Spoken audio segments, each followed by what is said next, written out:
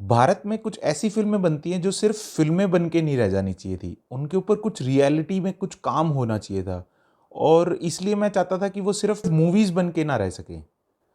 ऐसी ही कुछ फ़िल्मों के बारे में आज बात करेंगे जो कि रियलिटी चेक करवाती है अपने समाज की, अपनी संस्कृति की और इस पूरे समाज की कुछ ऐसी सच्चाइयों को उजागर करके लाती है आपके सामने जो आपको सोचने पे मजबूर कर देती है। नमस्कार, मैं सतीश सिंह और आपका सभी का स्वागत करता हूं इस छोटी सी पहल में जिसका नाम है उल्टी टी शर्ट।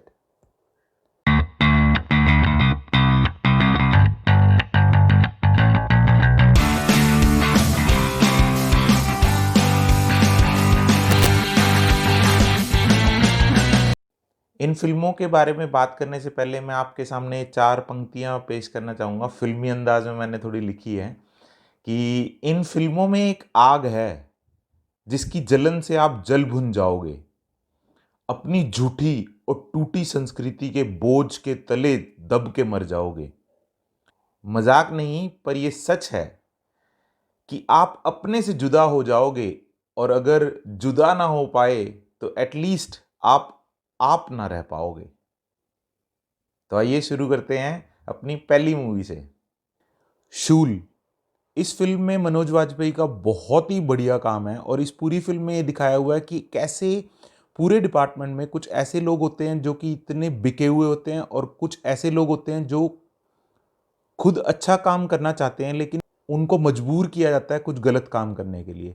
उसके अंदर एक सीन है जिसमें मनोज वाजपेयी का कलीग जो कि दूसरा इंस्पेक्टर होता है, वो बोलता है कि हाँ मेरी फटती है उससे, और वो थूकेगा और कहेगा चाट तो मैं चाटूंगा क्योंकि मुझे जिंदा रहना है। बहुत खतरनाक लाइन है। अगर कल को बच्चू यादव हमारे सामने थूके और हमें बोले कि चाट चाट इसे, तो चाटूंगा मैं क्योंकि मुझे जिंदा रहना है। पुलिस डिपार्टमेंट में मतलब कि बहुत कठिनाइयाँ होती हैं अपने दिल का काम करने, अपने सिद्धांतों पे अडिग रहना भी बहुत मुश्किल होता है। तो मनोज वाजपेयी का वो स्ट्रगल दिखाया हुआ है कि कैसे वो कितना कुछ करना चाहता है लेकिन उसको मजबूर किया जाता है कि वो ना कर सके वो सारी चीज़ें। तिवारी जी, आप लोगों को शर्म नहीं आता इस तरह का बात करते हुए यूनिफॉर्म पहन करके? बच्चू यादव क्या है? क्या है बच्चू यादव? एक चार सीटर जो पॉलिटिशियन सबका दला दलाली करता है। कई सारा इल्जाम है उस पर, कई सारा केस है। अगर इन सब बातों को आपको नजरअंदाज करना है तो आप कीजिए, हम नहीं करेंगे। मत करो मत करो, मरो फिर। वो कोई मामूली हिस्ट्री सीटर नहीं है। हाँ तो क्या है? हुआ है। हाँ है, हुआ है। हुआ है नहीं, तुमने बनाया है उसे। पुलिस डिपार्टमेंट की ही बेस्ड पे एक मूवी बनी थी 1980s की, अर्ध सत्य, जिसके बारे में मैंने रिसेंटली उसकी एक पोयम जो कि फेसबुक पे पोस्ट करी थी, आप लोगों ने सुनी होगी। 1980s की ये मूवी ओमपुरी और स्मिता पाटिल की मूवी है बेसिकली। लेकिन स्मिता पाटिल जो कि सुलझी हुई और एक बिल्कुल सरल सी औरत है जिसको पता है एग्जैक्टली क्या चाहिए उसको लाइफ से। ओमपुरी जो कि डिस्टर्बिंग और डार्क अपने पास से कैसे वो पुलिस इंस्पेक्टर बनने को मजबूर होता है जबकि वो लिटरेचर पढ़ना चाहता है। और अमरीश पुरी जो कि उनके पिताजी का रोल करते हैं, उनका सामना नहीं करता। वो बचपन से वो इतना डरता है क्योंकि वो बात बात पे उसकी माँ को बहुत मारता है और उसको मजबूर करता है क्योंकि काफ़ी सारी जनरेशन से उसके पूरे खानदान में पुलिस की ही नौकरी मिलती है और वो ग्रेजुएट होता है। तो अमरीश पुरी को ऐसा लगता है कि उसको सिर्फ हवलदार नहीं, उसको इंस्पेक्टर बनना चाहिए। और कैसे वो दो छोटे शहरों से आके लोग मिलते हैं और कैसे उनकी बातचीत होती है, कैसे इफेक्ट करते हैं। इस मूवी के अंदर ना ड्रंक डायल पहली बार दिखाया हुआ है। ओमपुरी ड्रंक डायल करते हैं, हालांकि लैंडलाइन होता है, ड्रंक डायल करते हैं काफ़ी बार सौमिता पाटिल को। और वो सस्पेंड होने के बावजूद भी सदाशिव अमरापुरी के पैरों में गिरते नहीं है बल्कि उसका गला ही घोट देते हैं लास्ट में। और बहुत सुपर्ब डायलॉग है एंड में। और मस्ट वॉच मूवी है ये, अर्ध सत्य। और पुलिस वालों की बात हो रही है तो मैं आप लोगों को एक और बहुत ही प्रचलित, जिसे कहते हैं काफ़ी फेमस मूवी गंगा जल के बारे में याद दिलाता हूँ। गंगा जल में सिर्फ पुलिस वालों की कहानी नहीं है बल्कि समाज की है एक ऐसी काली तस्वीर और एक अंधी जो फौज है उसके बारे में दिखाया जाता है। एक ऐसे एक्ट को जेन्युइन बनाने की कोशिश करती है जो कि बिल्कुल घंघोर है, जो police department law and order के बिल्कुल अगेंस्ट है। ठीक है, तो उससे कैसे फाइट करता है। वो सिर्फ पुलिस डिपार्टमेंट की मूवी नहीं है बेसिकली। आई थिंक आप सभी ने देखी होगी गंगा जल। उसी की तर्ज पे एक ऐसी मूवी है आर्टिकल 15। आर्टिकल 15 जो कि लेटेस्ट मूवी है अभी। आर्टिकल 15 के बारे में मैं सिर्फ एक ही बात बोलूँगा, आज़ादी से पहले भी और आज़ादी के 70 साल के बाद भी एक ऐसी कड़वी सच्चाई है हमारे समाज की जो एक्चुअल में एग्जिस्ट करती है और उसके बारे में कोई बात नहीं करना चाहता, कोई उसकी तरफ गौर नहीं करना चाहता, कोई भी कुछ नहीं करना चाहता उसके बारे में। वो वैसे ही रहना चाहते हैं जैसे हैं। आर्टिकल 15 में आयुष्मान खुराना बहुत ही मस्त बात बोलता है कि what is the fuck going on here और वो सोच के बंदा सोचता है कि यहाँ से निकलने का टाइम आ गया। मतलब अच्छी मूवी है। आर्टिकल 15 भी एक मस्ट वॉच है। 2003 में एक मूवी बनी थी फिराक, जो कि नंदिता दास ने बनाई थी। अब उस मूवी में क्या दिखाया हुआ है कि कैसे किसी भी टाइप के दंगे हो, चाहे वो हिंदू मुस्लिम के हो, चाहे किसी भी चीज के दंगे हो, उस दंगों के बाद की कहानी कैसे होती है, कैसे कुछ लोगों की जिंदगी पे कितना गहरा असर पड़ता है और वो पोस्ट ट्रॉमा जो इफेक्ट होता है वो कैसे निकलने की कोशिश करते हैं। उनको वो भूत की तरह दिखाई देते हैं लोग जो मर जाते हैं उन दंगों में, और जिनकी वो हेल्प कर सकते थे लेकिन किया नहीं है।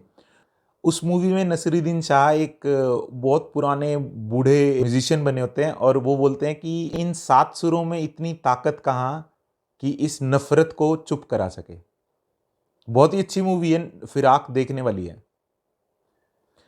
नंदिता दास की एक और मूवी है मंटो। अब मंटो के बारे में ना जो पब्लिसाइज किया गया था उससे ऐसा लगता है कि कहीं बंगाली बंगाली कोई वो होगा, कोई लेखक और कोई पत्रकार टाइप का, और उसने क्या क्या आर्टिकल लिखे होंगे, उसके ऊपर कुछ हुआ होगा और ऐसा।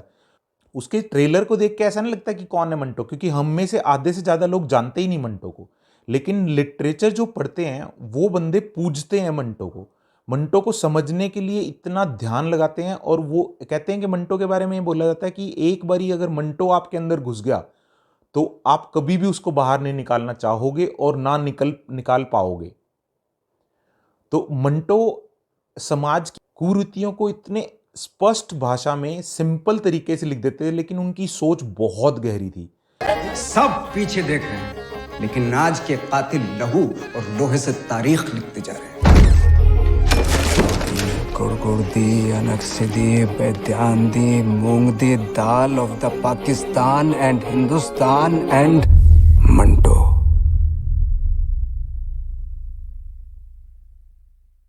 तो 1930s के ज़माने के वो बंदे कैसे फिल्म इंडस्ट्री में इन्वॉल्व रहते हैं, कैसे उनकी बातों को स्पष्ट रूप से दिखाया जाता है, कैसे उनकी स्क्रिप्ट एडिट की जाती है। इस फिल्म में एक सीन है जिसमें नौशाद अपनी स्क्रिप्ट को लेके आते हैं, मंटो थोड़ा रिव्यू कर दो, तो वो कहता है रिव्यू के मैं पैसे लूँगा, और पैसे लेते ही कहता है बहुत घटिया स्क्रिप्ट है। तो फिर वो नौशाद कहता है ठीक है मैं मुगले आजम खुद ही लिखूंगा। मंटो के साथ एक फिल्म एक्टर दिखाए हुए हैं जो कि ब्लैक एंड वाइट ज़माने के शाम करके एक एक्टर थे, जिनकी एक मूवी थी दिल लगी। अब वो शाम क्या क्यों बोल रहा हूँ मैं इनके बारे में, क्योंकि इनसे कुछ बातचीत होती है। और शाम जो कि पंजाब से बिलोंग करते हैं, फिल्म इंडस्ट्री में रहते हैं, अशोक कुमार भी दिखाए हुए हैं काफ़ी है। तो जब पार्टीशन के टाइम पे बहुत सारे खूनी दंगे होने लग जाते हैं, उस टाइम पे शाम की फैमिली भी कहीं ना कहीं इफेक्ट करती है, और वो गुस्से में मंटो को बोलते हैं कि साले तेरे को भी मार देता मैं अगर होता तो। मंटो इस बात को बहुत गहरे से ले लेते हैं, और उसी रात को ना वो डिसाइड करते हैं कि पार्टीशन के बाद मैं एक्चुअल में पाकिस्तान में ही जाके रहता हूँ, क्योंकि कहीं मैं उसके जैसा ना सोचने लग जाऊँ कि कहीं मैं मुसलमान होकर हिंदुओं के गले ना काटने लग जाऊँ। लेकिन फिर भी वो बहुत अच्छे दोस्त रहते हैं। तो शराबी कबाबी होते हैं, बहुत ज़्यादा शराब पीने लग जाते हैं, और उनकी अधिकतर जो पोएम जो चीज़ें उनकी स्क्रिप्चर्स हैं वो स्क्रिप्ट्स उन्होंने एक्चुअल में लास्ट के 3 सालों में ही लिखी हैं जेल में। उनके ऊपर 6-6 केस भी चल रहे होते हैं, क्योंकि वो इतनी बोल्ड लैंग्वेज का इस्तेमाल करते थे कि जो है वो है। और वो मूवी के अंदर 2-4 तो ऐसे ऐसे आप मतलब रो पड़ोगे अगर वो चीज़ें देख पाओगे तो। मंटो एक बहुत बेहतरीन मूवी है, और उसमें दिखाया गया है कि कुछ कुछ ऐसे बंदे थे हमारे इंडिया में जो कि मतलब लेजेंडरी काम करके गए हैं। उनकी एक कहानी है, मैं ठंडा गोश्त, उसका मैंने लिंक डिस्क्रिप्शन में डाल दिया, अगर वो पढ़ोगे ना आपको पता चलेगा। उस पढ़ने के बाद देखना मंटो, क्योंकि वो मंटो में इतने अच्छे से डिस्क्राइब किया गया है। वो छोटा सा सीन है दिव्या दत्ता और रणवीर शौर्य के ऊपर, इतना सुपर्ब, और इतने सारे एक्टर हैं उसके अंदर यार मंटो में, और ट्रेलर में सिर्फ वही दिखाया हुआ है। तो बहुत सारे कैरेक्टर दिखाए हुए हैं, फिल्मी कैरेक्टर दिखाए हुए हैं, और बहुत इंटरेस्टिंग मूवी है मंटो। वो जो शाम एक्टर होते हैं उनकी एक मूवी होती है दिल लगी, 1949 की एक्चुअल में एक मूवी होती है दिल लगी। और वो मूवी के बारे में मैं बताता हूँ एक इंटरेस्टिंग फैक्ट। उसकी हीरोइन का नाम था सुरैया, जो कि ब्लैक एंड वाइट के ज़माने की बहुत फेमस हीरोइन थी। और उस सुरैया को धर्मेंद्र इतना प्यार करते थे, मतलब इतना पसंद करते थे कि वो उनकी मूवी देखने के लिए 20-20 किलोमीटर ट्रैवल करके जाते थे और एक ना आधी बार 40-40 बार देखते थे उस मूवी को, सुरैया को देखने के लिए। मंटो के बाद आती है आंखों देखी। आंखों देखी के बारे में आपको मैं एक सच्चाई बता दूं कि 2015 में बहुत अच्छी अच्छी मूवीज आई थी और फिर भी इन सारी कमर्शियल हिट्स को साइड में रख के best story film fair award आंखों देखी को दिया गया था, रजत कपूर को। नमस्कार। Best film critics award is आंखों देखी, रजत कपूर।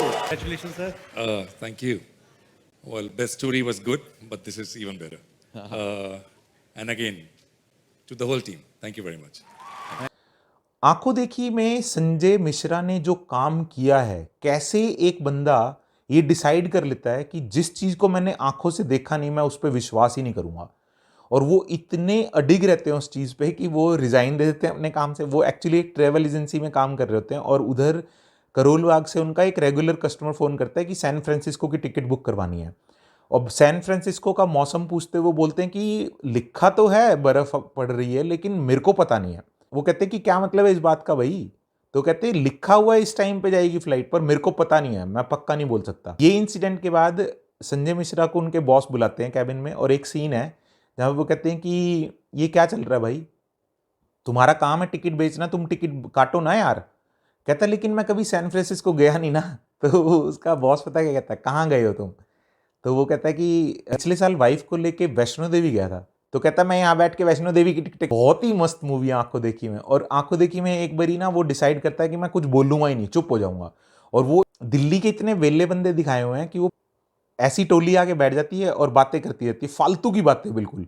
तो वो बाबूजी बोलते हैं संजय मिश्रा को। संजय मिश्रा एक दिन डिसाइड करते हैं मैं कुछ बोलूँगा ही नहीं, तो दूसरा बंदा भी कुछ नहीं बोलता है। तो वो इशारों से कुछ बोलने की कोशिश करता है और उसके दोस्त बोलते हैं कि अरे बाबूजी ने बोलना बंद किया है, सुनना तो बंद नहीं किया, तू तो बोल सकता है। कहता क्या मतलब, तू भी नहीं बोलेगा? अरे ये निकला बाबूजी का सच्चा भक्त। और ऑसम, उसके अंदर कुछ ऐसे ऐसे सीन है जो आपको हंसा हंसा के पागल कर देंगे। एक बारी बोलता है कि देखा शेरनी की तरह दहाड़ के चली गई उसकी लड़की, और फिर वो कहता है बाबूजी आपको कैसे पता शेर दहाड़ता है कि भौंकता है?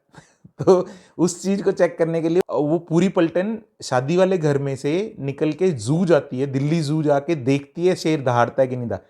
और जब दहाड़ता है तो संजय मिश्रा का पजामा गीला हो जाता है। बहुत ही मस्त। कुछ भी आवाज निकाल सकता है। मास्टर जी आप एकदम ठीक कह रहे हैं। मैंने शेर को दहाड़ते हुए नहीं सुना है, कभी नहीं। वही तो वो ऐसी मजबूर फिल्म है जिसके अंदर एक इंसान डिसाइड करता है कि मैं अपनी सच्चाई ढूंढ रहा हूँ, मैं अपने सच को ढूंढ रहा हूँ, अपने जिंदगी के सच को, और उसमें उसकी क्या दुर्दशा होती है समाज के द्वारा, आप देख भी नहीं पाओगे। मतलब मजा आएगा आपको, देख पाओगे। आप लोगों ने तारे ज़मीं पे तो देखी होगी, वो सुपर डुपर हिट मूवी और कमर्शियल भी हिट हुई, और एक बहुत ही सेंसिटिव टॉपिक को उठा के लेके आए थे कि वो बच्चे जो ऐसे होते हैं उन पे कोई गौर ही नहीं करता और उनको मजबूरी में क्या क्या करना पड़ जाता है और उनको मतलब बोर्डिंग स्कूल भेजा जाता है। लेकिन आपको मैं 1980s वापस ले जाना चाहूँगा। एक मूवी बनी थी स्पर्श, जिसके अंदर नसीरुद्दीन शाह एक ब्लाइंड स्कूल के प्रिंसिपल बने होते हैं और शबाना आज़मी आती है उसमें। शबाना आज़मी अपने डेड हस्बैंड को लेके सैडनेस में घुसी रहती है। कैसे वो दोनों पास आते हैं, और उस पूरी मूवी में ब्लाइंड लोगों की कितनी मजबूरियां और कैसी फ्रस्ट्रेशन दिखाई हुई है। टोटल ओवरऑल समाज में उनके ऊपर कितना कम ध्यान दिया जाता है। बिल? हाँ वेटर जरा बिल ले। मैडम को दे दिया सर। ये आप क्या कर रहे हैं? बिल मैंने